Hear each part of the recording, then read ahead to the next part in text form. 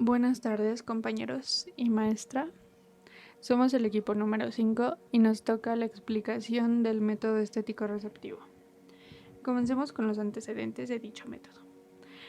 La estética de la recepción, cuyo objeto es la relación entre texto y lector, tuvo su bautismo en la Universidad Alemana de Constanza en 1967, cuando Hans Robert Jauss dictó su lección inaugural La historia literaria como desafío a la ciencia literaria. La recepción es un concepto que se ha consolidado, sobre todo a partir de los años 70 del siglo XX, desplazando el de influencia, y ello debido a la aparición de una corriente de la teoría y crítica de la literatura denominada estética de la recepción, cuyos principales teóricos son Hans Robert Jauss y Wolfgang Iser. Con el apoyo de la teoría de la recepción es posible conocer el lugar social del texto, es decir, la percepción del lector, del analista, del investigador, la comunidad de lectores y en general del público.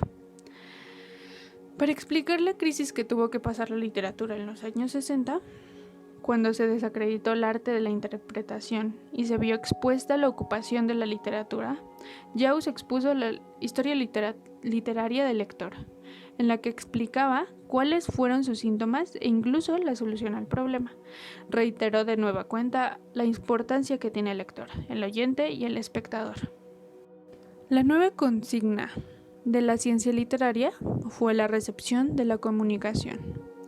Los estudios realizados hasta 1890 y 1920 entendían a las influencias como determinantes, simples a partir de los cuales se explicaba casualmente la obra nueva, la obra influida.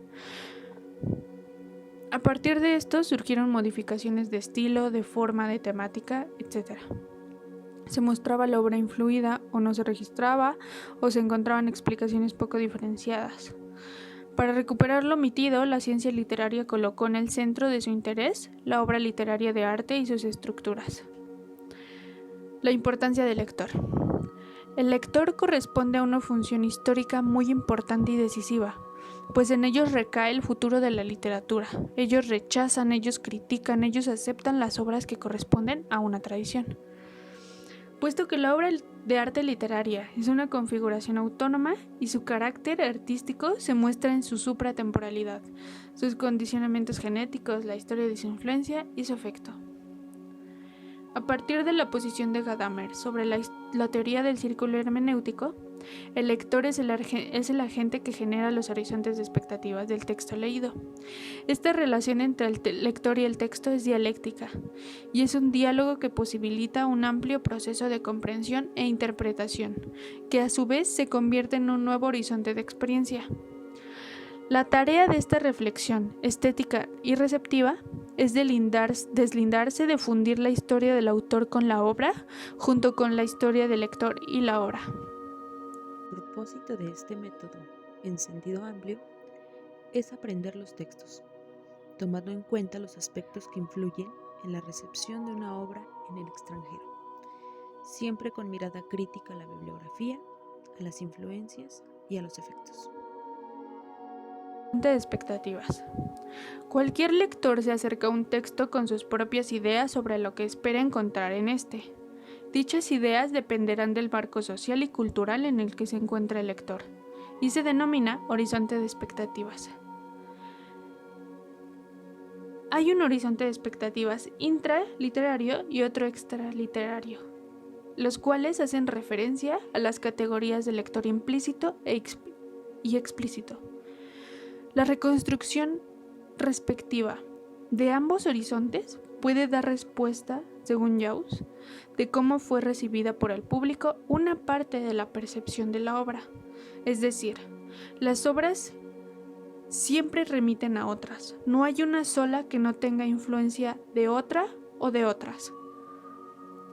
Para que la recepción se convierta en una relación dinámica entre la concepción de la obra y el lector, se tiene que generar una comunicación literaria. Se requiere mucho más que una recepción pasiva e intraliteraria. Se tiene que producir una respuesta que evoque consecuencias reales dentro de la recepción, es decir, un cambio de horizonte. Es tarea del crítico reconstruir el contexto de recepción de cada obra. Tipo de recepción. En la recepción o concretización se despliega el potencial de sentido de la obra estética receptiva. Recepción pasiva. Es una recepción silenciosa. El lector que llegue a este tipo de recepción se guarda las vivencias de la recepción del texto. Recepción reproductiva mediante la crítica. Aquí entran los documentos que tienen como objetivo la transmisión de una obra, como ensayos, reseñas, etc. Recepción productiva por literatos y poetas que, estimulados e influidos por determinadas obras literarias, crean una nueva obra de arte, innovan con la interpretación. Los pasos a seguir para el análisis estético receptivo de una obra son: número 1. Realizar una reflexión del contexto del lector en cuanto a la época y lugar para poder concebir la obra. Número 2. Definir y delimitar las influencias que tienen los textos con la obra a analizar. Número 3. Definir y explicar los horizontes dentro del lector, además de plantear un cambio de horizontes en el momento en el que comienza el acercamiento a una obra. Número 4. Remarcar lo propio de la obra sin tomar en cuenta la influencia, ya que la obra sigue siendo un ente independiente. Notas. Otros aspectos importantes en este método son las traducciones y su concretización. Aunque el texto extranjero sea leído en el idioma original, la concretización de los propósitos artísticos está determinada primeramente por el mecanismo de la lengua madre. Y uno de los contras del concepto del horizonte de expectativas es que las documentaciones hechas por los lectores privilegiados y escritores no son representativas de las experiencias silenciosas de los lectores pasivos. Un ejemplo de este método de estética y recepción que se explica por sí solo es la influencia que la obra, popularmente conocida como el ingenioso hidalgo Don Quijote de la Mancha, tuvo sobre los autores augustos de la tradición inglesa literaria. Cuando el español Miguel Cervantes de Saavedra publicó este libro en 1605, era una obra menor, un libro de caballerías burlesco y sobre todo una narración eminentemente cómica. Sin embargo, con el paso del tiempo logró consolidarse como un clásico de la literatura universal. En Los viajes de Gulliver, Jonathan Swift es el que mejor expresa la figura satírica del Quijote y lo plasma en su obra, cuya parodia del Quijote es más sutil y se percibe sobre todo en el libro cuarto, titulado El país de los caballos, con los que el protagonista se identifica y los quiere imitar en todo momento al regresar a su Inglaterra natal. El narrador en este caso, homodiegético, es Gulliver, y tales desvaríos los cuenta con tal seriedad y es el lector a quien corresponde discernir la sátira.